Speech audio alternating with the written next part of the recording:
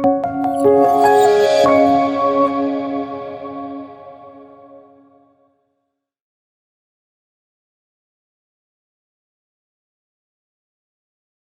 evening. Buenas tardes. Buenas tardes. Estoy encantada, en primer lugar, de estar aquí. Quiero agradecer a mis anfitriones. He oído hablar muchísimo de esta fundación tan extraordinaria. Mi colega Mercedes me ha hablado muchísimo de ella. Y vengo aquí y me doy cuenta de que es mucho mejor de lo que me habían dicho. Realmente se trata de una institución realmente impresionante y para mí es un honor que me hayan invitado a dar esta presentación.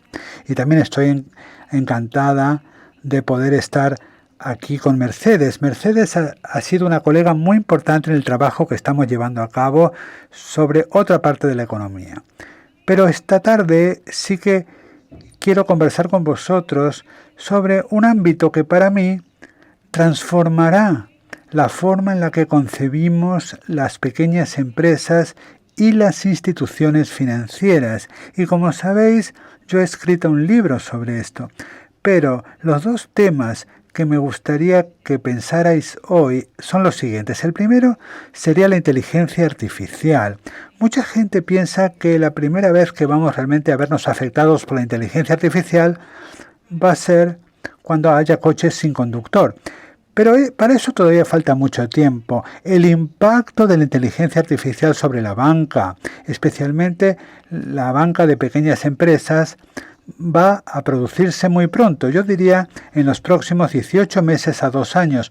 Va a ser visible en las pequeñas empresas y también en los consumidores. Otra cosa que quiero que penséis es en la importancia que tienen las pequeñas empresas para la economía y qué impacto tiene la transformación que produce la inteligencia artificial sobre las pequeñas empresas que conocemos y sobre las pequeñas empresas que funcionan en la economía española. Voy a utilizar mi propia experiencia para contar esta historia. Y la razón por la cual escribí este libro se remonta a una época, hace 10 años de hecho, exactamente hace 10 años, desde el momento en que se publicó el libro, tuve el gran honor de aceptar un trabajo trabajando para el presidente Barack Obama. Y mi trabajo era ser responsable de todas las pequeñas empresas de Estados Unidos. Este fue un trabajo impresionante. Tuve la ocasión de volar en el Air Force One y tuve la ocasión también de ser miembro del Consejo de Ministros del presidente Obama. Esta es una fotografía de la sala Roosevelt del ala oeste de la Casa Blanca y no sé exactamente lo que le estoy diciendo aquí al presidente, pero me parece que no le gusta mucho lo que le estoy diciendo. O sea que hubo días muy buenos y días no tan buenos en la Casa Blanca, pero una de las cosas que fue más difícil de este trabajo fueron los tiempos, porque yo asumí este trabajo en el primer trimestre del 2009, enero del 2009. Pensar en lo que pasaba. Fue el principio justamente de la recesión financiera, de la crisis financiera. Y os voy a mostrar lo que estaba sucediendo en ese momento en mi país. Esa es una gráfica de los empleos de Estados Unidos. Las líneas rojas son los empleos en pequeñas empresas. Y como podéis ver, hubo una pérdida tremenda de empleos en las pequeñas empresas. La línea azul son las grandes empresas. Se vieron mucho menos afectadas. ¿Por qué? Bueno, pues porque sabemos que en una crisis financiera, cuando se produce una crisis del crédito, las entidades que dependen mucho del crédito son las que sufren más. Y las pequeñas empresas dependen muchísimo de sus bancos. No pueden acudir a grandes mercados de capitales para conseguir capital. Y en esta crisis financiera, los bancos de todo el mundo sufrieron muchísimo. Habían prestado muchísimo dinero en hipotecas y no tenían sitio en el balance para dar préstamos a las pequeñas empresas. Por lo tanto, en la Casa Blanca tuve que encontrar una forma de hacer algo valiente. Y en Estados Unidos tenemos una administración de pequeñas empresas que garantizan préstamos a las pequeñas empresas. Y yo, como una capitalista de riesgo, hice algo que quizás como política no hubiera hecho, pero lo que hice fue aumentar la garantía. del gobierno en estos préstamos al 90% y tuvimos un impacto inmediato. 1.000 bancos volvieron a prestar dinero a las pequeñas empresas gracias a esta garantía. En 6 meses se produjo un cambio radical y esto a mí me dejó impresionadísima porque me demostró lo dependientes que son las pequeñas empresas del crédito y el impacto que puedes tener si realmente pones a disposición de estas empresas dinero fresco. Ahora volvamos al momento actual. Entonces, ¿por qué todo esto es importante? ¿Por qué es importante en Estados Unidos y por qué lo es en España? Bueno, porque la mitad de la gente en Estados Unidos y un 70% de los españoles trabajan para pequeñas empresas. Es decir, la mayor parte de empleos son empleos en pequeñas empresas, pero muchas veces no se presta la atención que merecen las pequeñas empresas, porque los gobiernos y los economistas, lo primero que hacen es pensar en los consumidores, luego piensan en la inversión, porque claro, la inversión es necesaria, el gasto público, y los modelos macroeconómicos suelen pasar por alto a las pequeñas empresas. Por lo tanto, depende de nosotros el dar un golpe en la mesa y decir, oye, hay que recordar que las pequeñas empresas representan un 70% del empleo en España y un 90% del PIB. Otra cosa que hay que recordar sobre las pequeñas empresas es que no estamos hablando del Silicon Valley, de las pequeñas empresas del Silicon Valley. Estamos hablando de empresas que son parte de nuestra vida diaria. Estos son datos de las pequeñas empresas de Estados Unidos. Me he fijado también en los datos de España y son muy similares. En Estados Unidos hay 30 millones de pequeñas empresas. 24 millones no tienen empleados, son solamente una persona. Y este segmento es cada vez mayor, por lo que está sucediendo en la economía. El resto de las empresas también son pequeñas empresas que llamamos tiendas pequeñas, ¿no? Cafés, tiendas de ropa, etcétera. Y hay otro segmento del que vamos a hablar Mercedes y yo, que existe muy prominentemente en España, que son proveedores que proporcionan bienes y servicios a otras empresas. Y hay que prestarles mucha atención porque necesitan capital para gestionar su empresa, para comprar inventarios, etcétera. No estamos hablando de este pequeño grupo de empresas de alto crecimiento. Hoy por hoy, son importantes, no lo voy a negar, pero hoy por hoy no piden prestado dinero a los bancos, consiguen su dinero de capitalistas de riesgo como yo. Por lo tanto, no son parte del paisaje de las pequeñas empresas y además representan un número muy pequeño. Aunque van a crecer y se pueden convertir en Google, pues son un pequeño puñado de empresas. Entonces, ¿cuál es el problema? ¿Por qué existe ese problema? ¿Por qué estoy aquí? Bueno, pues porque la banca no ha cambiado en 500 años, no cambió nada hasta hace muy poquito. No había cambiado nada. Los préstamos tradicionales a las empresas, lo que se hacía era sacar un montón de fotocopias, se llevaban todas las fotocopias al banco, el empleado miraba tu declaración de la renta, tus estados financieros y decía, necesito una garantía, necesito un aval. ¿Por qué? Porque el empleado del banco no podía ver el potencial de negocio. Y a veces llevaba 3 años el que te concedieran el préstamo. O sea, claro, el empleado del banco no sabe las tripas, no conoce las tripas de la empresa.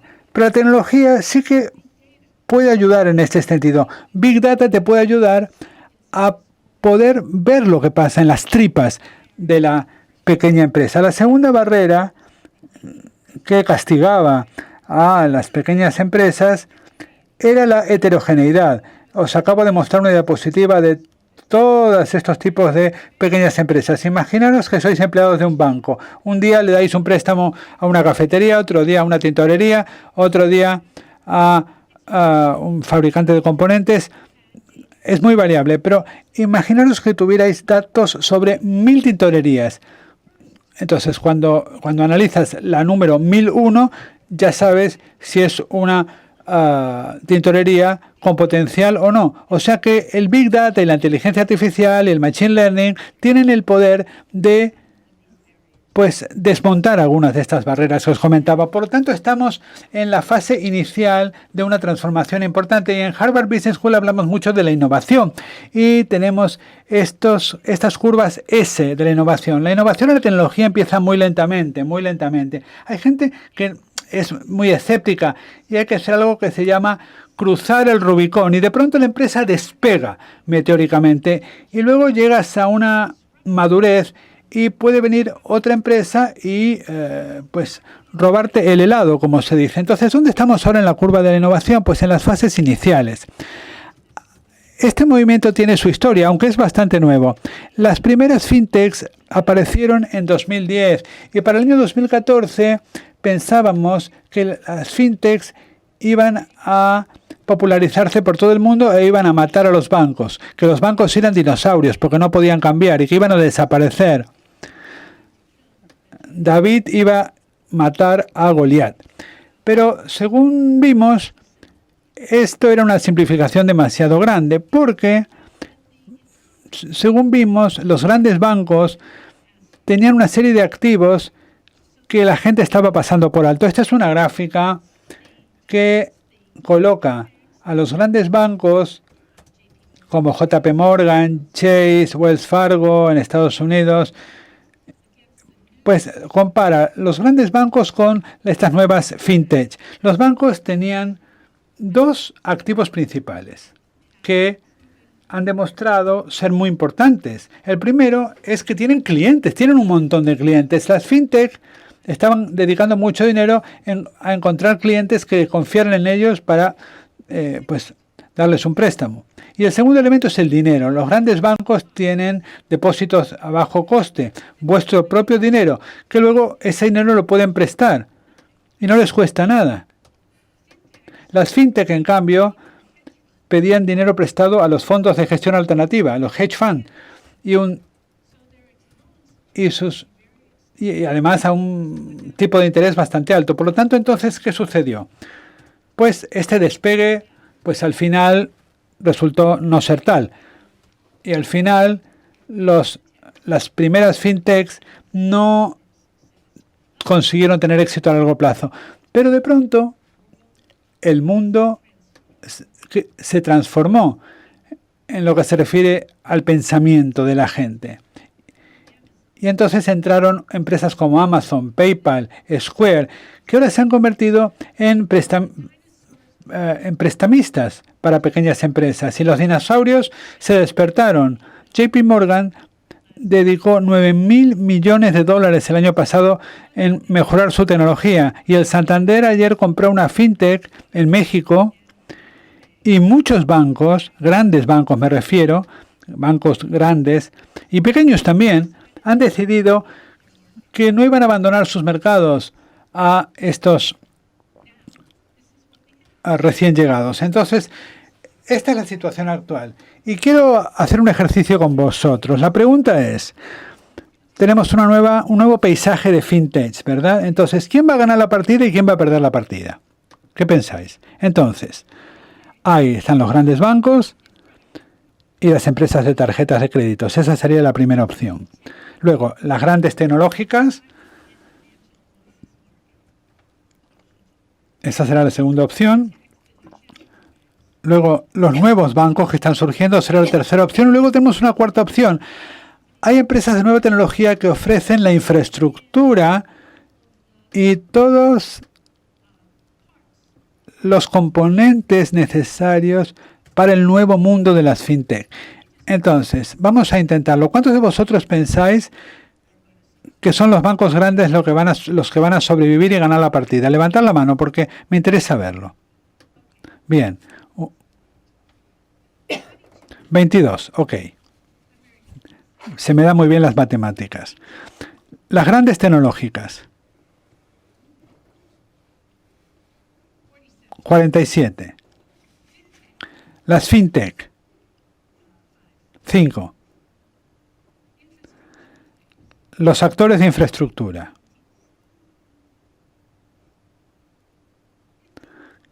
14, 15. Bueno, pues esto es bastante parecido a lo que opinan otros grupos con los que he hecho este ejercicio, pero la verdad es que no sabemos la respuesta, no lo sabemos. Porque esta es una historia que está en permanente transformación. Quiero deciros, antes de pasar a otras predicciones, quiero explicaros por qué pienso que esta transformación que se está produciendo ahora mismo es tan importante. Y la respuesta son las APIs, las interfaces de programación de aplicaciones. Las APIs son capaces de chupar los datos de nuestra cuenta corriente, pueden chupar información de nuestras tarjetas de crédito y plasmar todo en una caja negra, donde los algoritmos pueden crear inteligencia que permiten tener una visión transformadora del negocio, es decir, eliminar la opacidad de información. Y el prestamista ahora puede ver un cuadro de mandos. Con un cuadro de mandos puede ver claramente y decir, este es un prestatario solvente y este no lo es. Pero lo interesante para mí es que ese mismo cuadro de mandos se puede utilizar para otra cosa. Imaginaros si somos un propietario de una pequeña empresa y nosotros también meteremos un cuadro de mandos de nuestros flujos de caja potenciales. Esto en el libro lo llamo la utopía de las pequeñas empresas y funciona así. Estaba contándole esta historia a una pequeña empresa en mi ciudad natal, Brunswick, en el estado de Maine, que es un estado que está en la puntita, en la parte este. Hace muchísimo frío. Y en la calle comercial de Maine hay una señora que tiene una tienda de cerveza artesanal y dice que se va a su casa por la noche y entonces abre una pantalla con su cuenta bancaria, otra pantalla con su cuenta de Square, otra pantalla con su tarjeta de crédito y en la mano está intentando de alguna forma crear el flujo de caja, una especie de hoja de Excel que le dice, tengo suficiente dinero para comprar un nuevo equipo, tengo suficiente dinero para pagar a mis empleados. Ese cuadro de mandos contiene la misma información que va a mirar el prestamista para evaluar si eres de confianza o no, si eres solvente o no. Imaginaros que hubiera un botón en el centro de este cuadro de mandos donde pudieras decir, te hemos preaprobado un crédito de 5.000 euros. Y sabes que esos 5.000 euros los vas a necesitar en 2 semanas, porque has visto tus proyecciones y sabes que puedes devolverlo en 6 meses, porque van a llegar las Navidades y entrará más dinero. Bueno, pues esto puede ser realmente transformador para las pymes. Hoy, si un cliente tarda en pagar, se encuentran estas pymes con una crisis de liquidez que puede amenazarlas y desaparecer. Pues esta sería la parte buena. Y ahora voy a dedicar unos minutos a hablar de la parte oscura de esta caja negra. ¿Qué ocurre si tenemos este mundo que yo me he imaginado con todos estos algoritmos? ¿Quién puede mirar en el interior de esa caja negra? ¿Qué pasa si tu historial de crédito contiene un error? ¿Puedes corregirlo? ¿Puedes siquiera ver cuál es el error? Hoy por hoy, si tu historial de crédito contiene un error, lo puedes corregir. Pero ¿qué pasa si el error está en el algoritmo? Si tú eres el regulador, no sé si habrá alguno en la sala, puedes verlo. ¿Y cómo desarrollas la experiencia para mirar lo que hay dentro de un algoritmo? ¿Qué pasa si la máquina, el ordenador, ha aprendido de datos que contienen algún tipo de sesgo? ¿Qué pasa si el ordenador contiene datos que dicen que todo el mundo de este lado de la sala no debe recibir un crédito porque no van a poder devolverlo? Pues el ordenador va a aprender a no prestarle a ninguna persona que quede en esta parte de la sala. Sabemos que nuestra historia de crédito, nuestros antecedentes tienen sesgos. Sabemos que las mujeres y las minorías reciben menos préstamos, aunque sean solventes. Y ese sesgo está ahí en los algoritmos. Y finalmente, hay una pregunta que vosotros en Europa habéis logrado contestar. ¿Quién es propietario de los datos? Vosotros en Europa, con la banca abierta y con la ley de protección de datos, habéis decidido que vosotros sois los propietarios de vuestros datos. Y yo creo que habéis pensado por delante de Estados Unidos, donde ha habido mucha confusión. Si le preguntáis a la gente de Hacienda, ¿quién es propietario de estos datos? Pues Pepito. Pepito quiere decir que no lo saben. Y yo diría que es una mala respuesta, porque ¿quién es propietario de los datos? ¿Quién puede dar permiso a consultar esos datos? Esta es una de las cuestiones fundamentales que determinará el desarrollo de esta historia.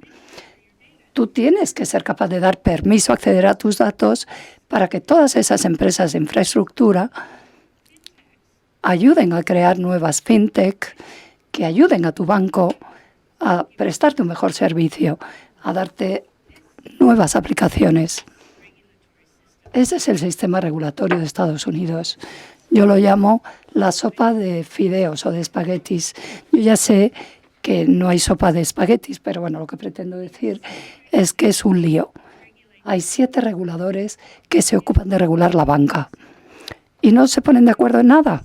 Y hay 50 estados, cada uno de los cuales tiene su propio interventor de la banca. O sea que en realidad tenemos 57 reguladores de la banca.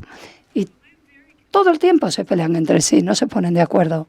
A mí me ocupa mucho tiempo el ir a hablar de los reguladores en Washington. Pero aquí en Europa tenéis una ventaja y en España incluso más, porque tenéis la capacidad, puesto que habéis resuelto este problema, podéis avanzar más rápido. Ahora brevemente os voy a explicar quiénes van a ser, en mi opinión, los vencedores y los perdedores. Y luego, cuando suba Mercedes, continuaremos con la conversación. Yo creo que hay que plantearse 3 preguntas para poder ver qué nos traerá el futuro. Estas son mis predicciones personales. La primera cuestión es, ¿quién tiene a los clientes? Los grandes bancos, bancos pequeños que tienen una relación de confianza con sus clientes, las empresas de tarjetas de créditos y las grandes tecnológicas. Segunda cuestión, ¿quién proporciona el capital? Ahí los bancos tienen una ventaja, tienen capital a bajo coste, o que se podría decir que Apple y Amazon tienen mucho dinero. Y no sé si sabéis que Apple acaba de crear una tarjeta de crédito. Y la tercera cuestión es, ¿quién crea las mejores soluciones tecnológicas? Bueno, primero hay 3 campos. El campo de la infraestructura de datos, los algoritmos y la inteligencia artificial, que pueden identificar de forma inteligente a los prestatarios, y luego el que da mejor experiencia al cliente. ¿Qué va a ocurrir entonces, en mi opinión? Como he dicho antes, esto yo creo que va a ocurrir mucho más rápido de lo que pensamos y de lo que van a aparecer muchas otras aplicaciones, y tenemos que estar preparados. Yo creo que los bancos y las grandes tecnológicas tienen mejores costes y se van a dar cuenta de que las pymes son un mercado importante. Los bancos hoy se han centrado en aplicaciones de consumo para consumidores, pero lo cierto es que las hipotecas, por ejemplo, se han convertido en un commodity. Ahora tenemos en Estados Unidos una empresa que ofrece hipotecas y que le están quitando el negocio a los bancos. Y creo que los pequeños bancos van a poder tener otra vez una relación con sus clientes. Y como decíamos antes, la regulación financiera va a determinar cómo se van a desarrollar estos mercados, quiénes serán los vencedores y perdedores. Los reguladores en Estados Unidos no están preparados aún para enfrentarse a monopolios de datos como Amazon o Facebook, y menos la propiedad de los datos de banca en Estados Unidos. Ahora bien, si hacemos las cosas bien, y por eso quiero instaros a pensar cuidadosamente en todo esto, y en la razón por la que he escrito este libro, es que hay mucho en juego. ¿Quién gana al final si lo hacemos bien? Bueno, yo no apuesto por las grandes tecnológicas o las fintechs, sino los pequeños bancos, porque tendrán prestatarios más solventes, con menos disparidad, que ofrecerán una mejor experiencia al cliente, y cada vez más pymes tendrán éxito, porque podrán sobrellevar estas crisis de liquidez. Hace 4 años yo me planteé una pregunta muy sencilla. ¿Cuándo se registró el primer préstamo a una pyme en la historia? Pues en Mesopotamia, hace 3000 años. Hay una piedra donde está escrito que un panadero había recibido un préstamo de alguien que actuaba como banquero y consiguió ese préstamo porque hacía el pan para la familia real. Y por ese préstamo pagaba un 6% de interés el panadero. En esta misma piedra se habían registrado otros préstamos a pescadores, por ejemplo, que pagaban un 20% al mes. Así que sabemos desde principios de la historia que las pymes siempre han necesitado acceso al capital, y sabemos además que ha habido mucha disparidad en el tipo de interés y en el tipo de empresa. Y en el futuro es posible que se produzca un momento transformador, que se produzca un cambio, una oportunidad para que las pymes tengan acceso al capital que necesitan para crecer y sobrevivir. Y si hacemos esto en un país, sobre todo como España, podemos transformar este segmento crítico de la economía y crear más acceso, más oportunidad para gente como la de mi familia, que llegó a América sin un duro y que, bueno, conseguimos prosperar gracias a las pymes. De hecho, es la noción del sueño americano que creo que se puede transferir a un país como España, que tiene un largo historial de espíritu empresarial y de oportunidades, donde quizá en el futuro se pueda utilizar la tecnología para ayudar a esas empresas y a la economía en general.